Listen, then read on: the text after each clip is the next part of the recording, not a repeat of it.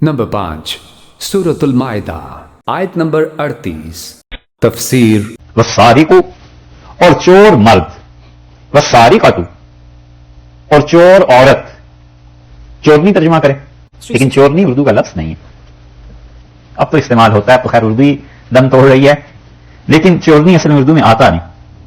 चलो, चोर और चोरनी गालिबन हजरत ने किया है, शारफीउद्दीन साहब रहमतुल्लाह ने तर्जुमा किया। यहां है कि नहीं है, याद आता है। फक्कू ऐदियाहुमा, उन दोनों के हाथ काट डालो।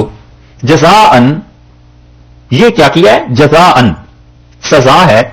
बिमा, जो कुछ के कसबन कमाई की उन्होंने, नकालन, और तंबीह है मिन अल्लाह, अल्लाह की जानिब से।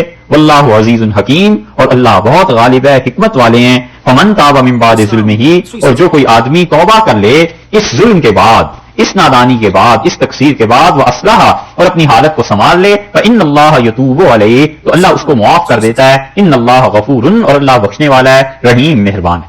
हुदूद में ये दो आयात और आ गई। आज सबसे पहली हद पढ़ी डाके की, और वहां बात आ गई कि हुदूद, क़िसास और ताज़ीरात तीन मुख्तलिफ चीजें हैं, और हुदूद में 5 हदूद मुतय्यन है। ये अब दूसरी हद आ गई, और चोरी की सजा का शरई हुक्म बयान किया, और अल्लाह ताला ने इस सजा को खुद मुतय्यन फरमा दिया, और हुक्काम वक्त पे हुकूमत पर नहीं छोड़ा, और अल्लाह ने अपना हक मुतय्यन फरमा दिया। इसे कहते हैं हद सरका, सरका चोरी, और चोरी की हद ये हुई। यहां पर आप देखें तो वह सारिक व सारिका, चोर मर्द और चोर औरत, और ये ऐसा ही एक मुकाम देखें, कुरान आमतौर पर मर्दों ही की बात करता है, उन्हीं से बात करता है, उन्हीं का जिक्र करता है, औरतों की बात ऐसे नहीं होती। लेकिन अल्लाह ताला ने साफ वाज़ेह अल्फाज में दो जगह मुअन्नस के सीगे इस्तेमाल फरमा दिए, एक सारिका चोर औरत या चोरनी, और दूसरा मुकाम आप देखिए 18वें पारे में सूरह अन-नूर में, 24 नंबर है सूरत का। दूसरी आयत इसकी देख लीजिए, बल्कि पहली आयत देखें, यह तीसरी हद है जिसका कुरान ने जिक्र किया है। सूरतुन अंज़लनाहा, यह एक सूरत है सूरह नूर जो हमने नाजिल किया है। वह फरज़नाहा, और इसे जरूरी करार दिया है। वह अंज़लना फीहा आयातिन बय्यिनातिन, और इसमें उतारी हमने साफ साफ बातें, लअल्लकुम तज़क्करून, ताकि तुमने याद रखो। अज़्ज़ानियतु, और बदकारी करने वाली औरत, वज़ानी और मर्द बदकार, फजलिदू कुल्ल वाहिदिन मिनहुमा, इन दोनों में से जो भी इस हरकत को करेगा, मिअत जल्दतिन, 100 चोटें उसे लगाओ, 100 दुर्रे। वला ताखुज़कुम बिहिमा राफ़तुन फी दीनिल्लाह, और अल्लाह का ये दीन नाफिज करने में खुदा की ये हद, बिल्कुल तुम्हें तरस नहीं आना चाहिए इन दोनों पर। इन कुंतुम तुमिनून बिल्लाह, अगर तुम अल्लाह पर ईमान रखते हो, वल यौमिल आखिर, और आखिरत के दिन का यकीन है। वल यशहद अज़ाबहुमा, और इन दोनों की जो मार है ना, ताइफतुम मिनल मोमिनीन, देखें इसको कई एक मुसलमान।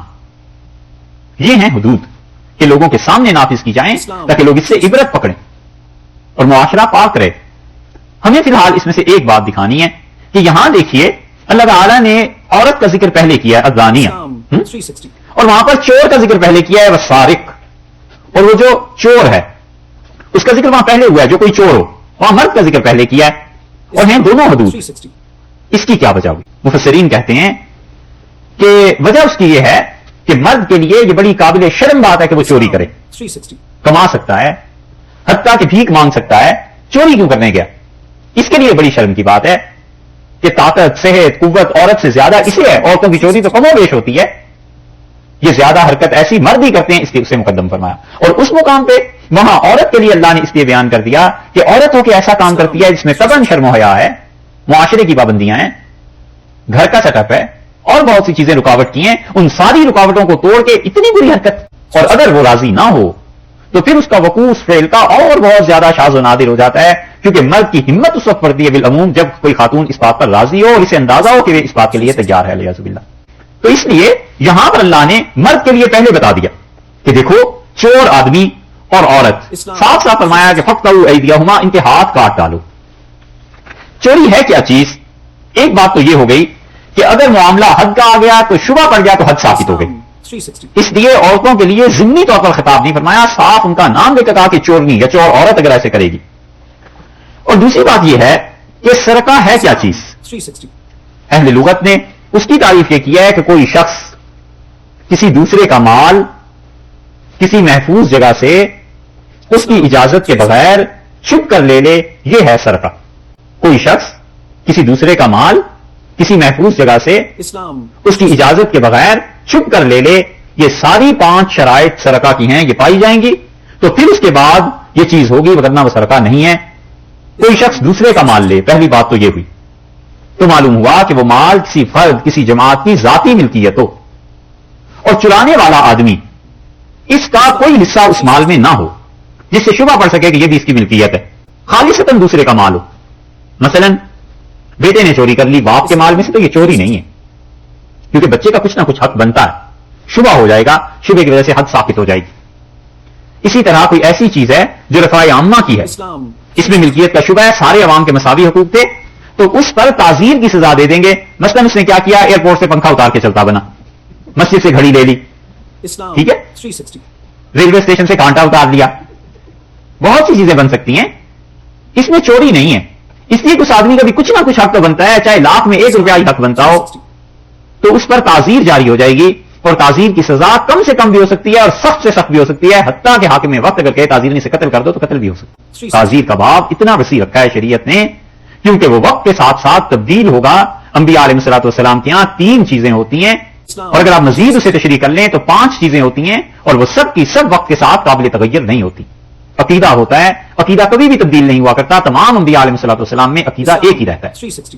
اخلاقیات ہوتی ہیں، تمام انبیاء علیہ السلام میں اخلاقیات ایک ہی رہتی ہیں۔ یہ نہیں کہ کسی نے حسد کو جائز قرار دیا اور کسی نے غیبت کو جائز قرار دیا، اور آنے والے نے کہا بعد کے نبی علیہ الصلوۃ والسلام نے کہ یہ دونوں چیزیں حرام۔ جو چیز تبدیل ہوتی رہتی ہے وہ یہ ہے قانون، دین۔ جو چیز تبدیل ہوتی رہتی ہے، چوتھی چیز وہ ہیں عبادات، وہ تبدیل ہوتی ہیں۔ 5ویں چیز لوگوں کی اکانومی، تجارت، یہ چیزیں تبدیل ہوتی ہیں۔ یا پھر آپ یہ کہہ لیجئے کہ احکامات تبدیل ہوتے رہتے ہیں، اور وہ قانون ہے، اسی کا ایک شعبہ عبادت ہے، اسی کا ایک شعبہ تجارت ہے۔ یہ چیزیں جس طرح بھی، مگر یہ قوانین تبدیل ہوتے رہتے ہیں، ہر وقت کے ساتھ ساتھ حاکم وقت حالات کو دیکھ کے جو مناسب فیصلہ کر لے گا تعزیرات میں شامل ہوتا چلا جائے گا، اور آنے والے لوگ دیکھیں گے کہ اچھا فلاں سن میں تعزیر کے تحت فلاں جرم میں یہ سزا دی گئی تھی، اب ہمارے دور میں حالات بدل گئے ہیں، لہٰذا اس کی بجائے یہ سزا دے دی جائے۔ معاشرہ جتنا تبدیل ہو رہا ہے، تعزیرات اس باب میں اتنی ہی زیادہ سخت اور نرم۔ یہ سب چیزیں ان قاضیوں کے اختیارات میں ہیں جن کو اللہ نے بہت گہری سمجھ دی ہو اور اپنے اپنے ملک کے مطابق حالات وہ جاری کر سکے۔ تو اس لیے جہاں پر شبہ پڑ جائے گا کہ چوری میں اس کا بھی کوئی حصہ شامل ہے، وہاں پر حد نہیں لگے گی۔ دوسری چیز مال کا محفوظ ہونا ہے۔ مال کے محفوظ ہونے کا مطلب ہے کہ یا تو وہاں کوئی چوکیدار ہو، اور یا چوکیدار نہیں ہے تو پھر تالا ہو، اس سے مال محفوظ ہو جائے گا۔ اور مال کے محفوظ ہونے میں شبہ پڑ جائے تو پھر وہ حد ثابت ہو جائے گی، اس کو گناہ ہوگا، تعزیر اس پہ جاری کریں گے، لیکن مال کی حفاظت اس میں نہیں ہوئی۔ اجازت دے دی کسی کو کہ آپ ہمارے گھر میں آ جا سکتے ہیں، یا کسی کو اجازت دی کہ ہمارے گھر میں یہ مرمت کر دیں، دروازہ کھول دیا نا اس کے لیے، خود اس کے چلے گئے دوسرے کمرے میں، اور اس نے دیکھا کہ یہاں کوئی بھی نہیں ہے، تو چنگیر روٹیوں والی اٹھا کے بھاگ کھڑا ہوا۔ اور کوئی چیز کر لیں، گھڑی کر لو، کمپیوٹر کر لو، کوئی چیز دے گیا، لیپ ٹاپ بھی ہو سکتا ہے، لیکن یہ ذرا سا مشکل معاملہ ہو جائے گا۔ نہیں ہو جائے گا، تعزیر تو ہے ہی نا، وہ تو کہیں نہیں گئی، کوئی چیز اٹھا کر لے گیا۔ تو اب کیا ہوگا، اب اس پہ چوری کی حد ثابت کر دیں گے، کیونکہ اسے اجازت دی تھی نا آنے کی، اپنے مال کی حفاظت کیوں نہیں کی۔ اور تیسری شرط یہ ہے کہ بغیر اجازت کے وہ مال لے جائے۔ اگر اجازت کا شبہ پیدا ہو گیا، اس نے یہ کہہ دیا کہ ہاں مال، اس نے کہا صاحب یہ چیز دے دیں، اس نے کہا اچھا میں سوچتا ہوں، اور یہ چیز اٹھا کر چلتا بنا، تو اجازت کا شبہ تو پیدا ہو گیا کہ مطلب یہ کہ ہے مرضی کچھ نہ کچھ دے دینے کی، یہ حد ثابت ہو گئی۔ اور چوتھی چیز یہ ہے کہ چھپا کر لے، کیونکہ اعلانیہ اگر لے گا لوٹے گا تو اس کی تو حد پہلے چلی گئی، وہ تو پھر آ گیا ڈاکے میں۔ یہ چاروں شرائط جب پائی جائیں گی، 5، تو پھر اس کو چوری کہا جائے گا۔ یہ وہ چوری نہیں ہے جو ہمارے یہاں عرف عام میں مشہور ہو گیا کہ فلاں آدمی چور ہے۔ یہ چوری اور شرعن حد جاری کرنے میں بڑا فرق ہے۔ اور حنفی فقہا کے ہاں 10 درہم اتنے ہونی چاہیے، تقریباً 35 ماشے چاندی، 3 تولے، اور تولہ آج کل دیکھ لیجئے 150-200 روپے 3 تولے کے بنیں گے، اتنے بنیں گے نا، 60-70 روپے تولہ ہوگا، 200-300 روپے، کم سے کم اتنی چیز ہو، تب جا کر اس پر چوری کا نصاب ہوگا، پھر حد واجب ہوگی، وگرنہ نہیں۔ اور جن صورتوں میں کوئی شرط مفقود ہو گئی تو اس کا یہ مطلب تھوڑا ہو جائے گا کہ وہ شرعن جائز اور حلال مال اس کے لیے ہو گیا، گناہ بھی اسے ہوگا، اور اس کو اس کے ساتھ ساتھ حکمران وقت تعزیر بھی دے سکتا ہے۔ اور آیت کے آخر پہ اللہ تعالی نے فرما دیا ہے 2 جملے، ایک فرمایا جزاء بما کسبا، یہ سزا ہے، بدلہ ہے ان کی، بما کسبا جو کچھ انہوں نے کیا ہے، یعنی بدکرداری جو کی ہے نا، یہ اس کی سزا ہے، ہاتھ کاٹنا۔